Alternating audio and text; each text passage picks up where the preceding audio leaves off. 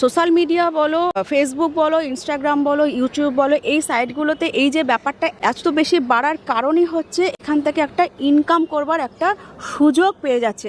মানে গণ্ডমূর্খ অশিক্ষিত সেও যদি মনে করে যে আমি একটু কাপড় তুলে দেবো, তাতেও তোমার ভিউজ হচ্ছে। আর এখানে ইনকামটা সম্পূর্ণ যেহেতু ভিউজ, এখন মানুষ দেখছে কীভাবে যেন তেন প্রকারে আমি আমার ভিউজটাকে বাড়াতে পারি। এই যে মানসিকতা, এই মানসিকতা থেকেই কিন্তু এই নোংরামোটা বেড়ে গেছে। আর কোথাও একটা আমি দেখেছি, মোটামুটি আমার নজরে যা পড়েছে, এই নোংরামো ব্যাপারটা না এই ওয়েস্ট বেঙ্গলেই বেশি হচ্ছে।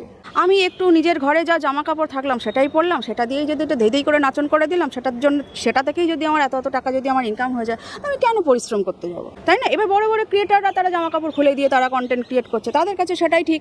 এদের জন্য বা এদের এই অসভ্যতামির জন্য বরং যারা ভদ্র সভ্য কন্টেন্ট ক্রিয়েট করছে তারা কোথাও না মাটি চাপা পড়ে যাচ্ছে, ছাই চাপা পড়ে যাচ্ছে, ধামা চাপা পড়ে যাচ্ছে, তাদেরগুলো উঠছে না। কিন্তু তাদের মধ্যে কিন্তু প্রচুর ট্যালেন্ট আছে।